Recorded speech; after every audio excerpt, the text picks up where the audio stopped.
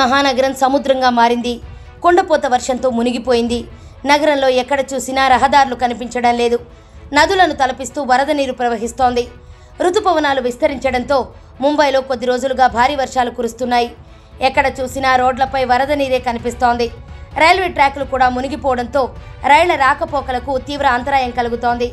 ఈ క్రమంలోనే ముంబై మీదుగా వెళ్లే పలు రైళ్లను రైల్వే శాఖ మళ్లించింది. మరోవైపు విమానాశ్రయంలోనూ ఇదే పరిస్థితి నెలకొంది. ప్రతికూల వాతావరణం కారణంగా పలు విమానాలను మళ్లించగా మరికొన్నింటిని రద్దు చేశారు. మరో 2 రోజుల పాటు ముంబై మహానగరంలో భారీ వర్షాలు కురిసే అవకాశం ఉందని వాతావరణ శాఖ హెచ్చరించడంతో ప్రజలు బిక్కుబిక్కుమంటున్నారు.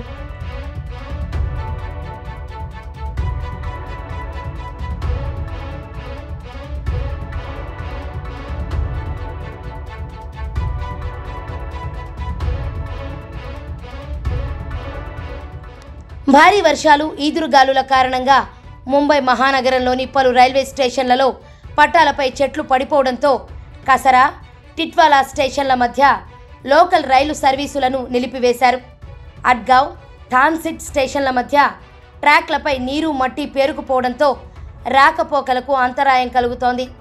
రోడ్ల పరిస్థితి మరింత అధ్వాన్నంగా ఉంది.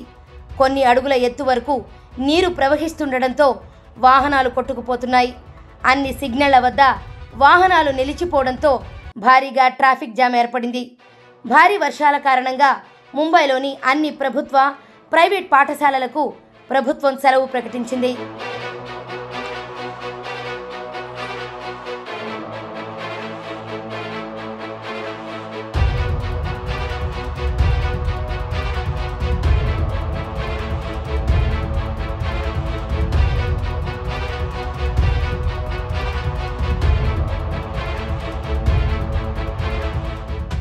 ఇప్పటికే భారీ వర్షాలతో అతలాకుతలం అవుతుంటే వచ్చే 3-4 రోజుల పాటు ముంబైలో మరిన్ని భారీ వర్షాలు కురుస్తాయని వాతావరణ శాఖ తెలిపింది.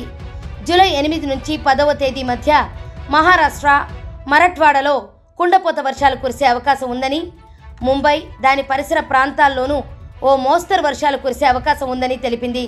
అలాగే పూణే, నాసిక్, సతారా, కొల్హాపూర్ జిల్లాల్లో భారీ వర్షాలు కురిసే అవకాశం ఉందని, ఛత్రపతి సంభాజీనగర్, జాల్నా, లాతూర్, ధరాసివ్, నాందేడ్ జిల్లాల్లోని వివిధ ప్రాంతాల్లో పిడుగులు పడే అవకాశం ఉందని హెచ్చరికలు జారీ చేసింది. ఈ నేపథ్యంలోనే ముంబైతో పాటు థానే, పాల్ఘర్, రాయ్గఢ్, రత్నగిరి జిల్లాల్లో IMD ఎల్లో అలర్ట్ ప్రకటించింది.